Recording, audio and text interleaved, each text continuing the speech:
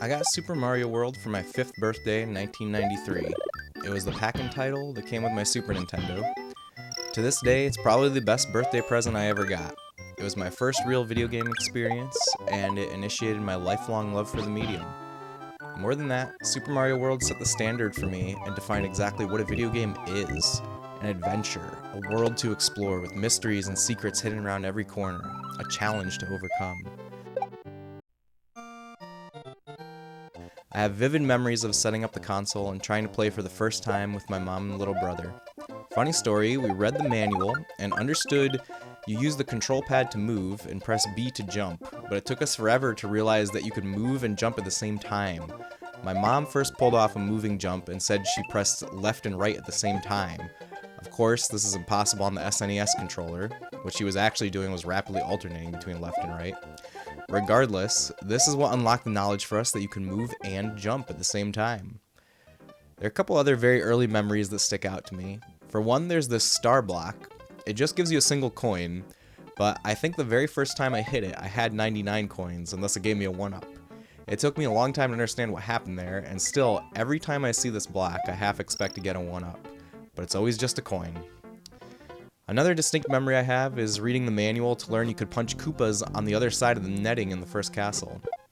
I don't know why, but I felt so cool doing this, and I guess I was proud of myself for learning it by reading the manual.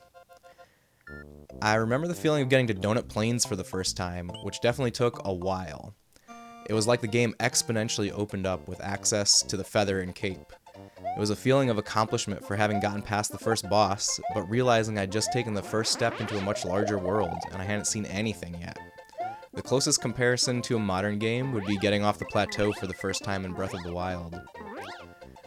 I believe I was in Walden Books in the mall with my grandma when I saw this, Super Mario World Game Secrets, the unauthorized edition. My mind was blown.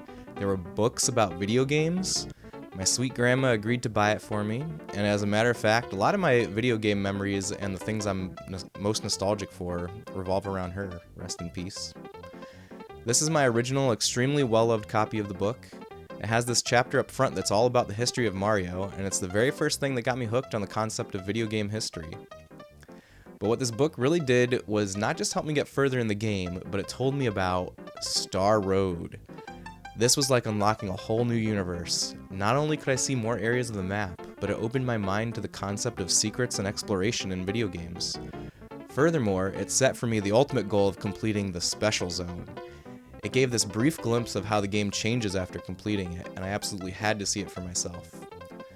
Something that solidified the adventurous nature of Super Mario World is the unique enemies and levels that show up later in the game.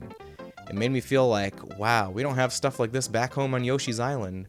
Things like the Dolphins, the Sumo Bros, and Dino Rhino. Also, I always wanted to just take a bite out of Chocolate Island. Doesn't it look tasty?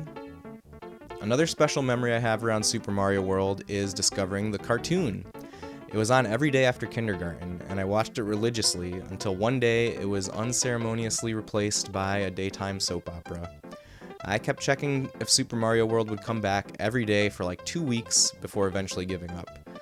The cartoon is something I haven't revisited as much over the years, and I honestly didn't even remember the caveman characters. I have to say, it doesn't hold up quite as well as the game, but it did serve to show me that a wider culture around video games was possible. Regardless, I'm happy to own the complete series on DVD today. Despite Super Mario World having such a tremendous impact on me personally, I don't have a very clear memory of my first time beating Bowser and watching the credits roll. In my opinion, this just reinforces the notion that games are a journey, not a destination. A notion that shapes the way I experience video games to this very day.